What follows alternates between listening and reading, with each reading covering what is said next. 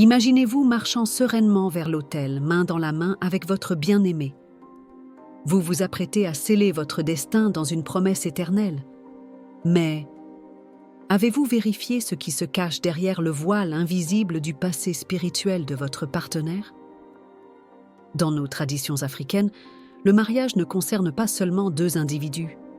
C'est l'union de deux histoires, de deux âmes et, parfois, de deux fardeaux. Il existe des réalités que l'on ne voit pas à l'œil nu mais qui façonnent nos vies. Certaines personnes portent en elles des bénédictions héritées, tandis que d'autres traînent des chaînes invisibles, des dettes spirituelles qui peuvent transformer un mariage en champ de bataille. Aujourd'hui, nous allons lever le voile sur ces mystères et vous montrer pourquoi il est essentiel de vérifier l'identité spirituelle de votre futur époux. Qui est vraiment votre partenaire? Posez-vous cette question essentielle. Qui est réellement la personne que vous vous apprêtez à épouser? Au-delà de son sourire charmeur et de ses paroles envoûtantes, quelle est son essence spirituelle?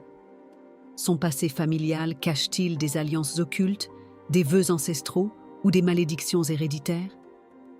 Dans de nombreuses lignées, des pactes ont été scellés il y a des générations pour obtenir richesse, protection ou pouvoir.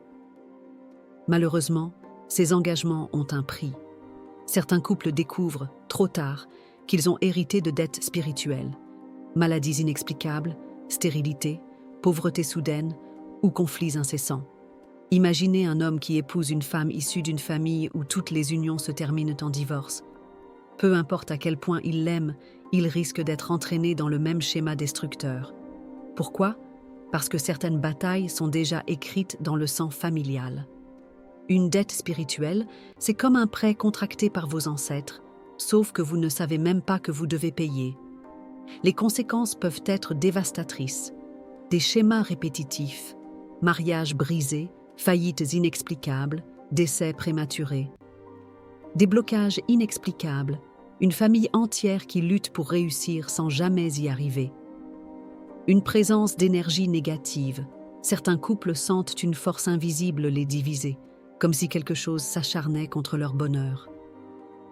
Avez-vous déjà entendu parler de ces personnes qui, malgré tous leurs efforts, se heurtent toujours aux mêmes obstacles? Ces blocages ne sont pas le fruit du hasard.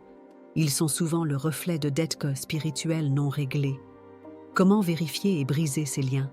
Si vous vous apprêtez à vous marier, il est impératif de faire un audit spirituel.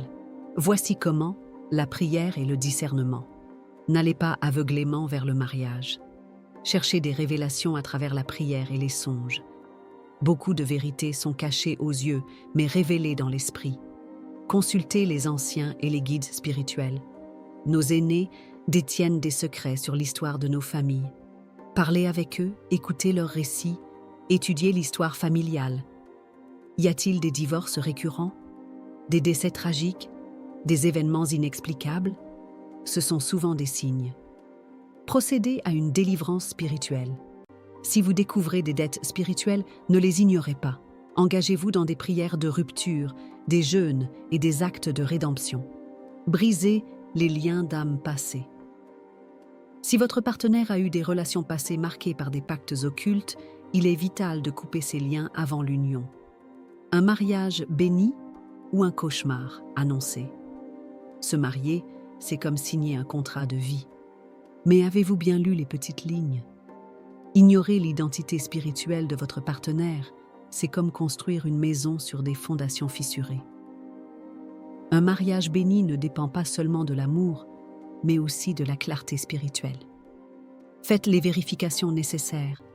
Libérez-vous des chaînes invisibles et marchez vers un avenir lumineux. Votre bonheur en dépend. Rappelez-vous, ce que vous ignorez peut vous détruire. Mais ce que vous choisissez de voir et d'affronter peut vous libérer.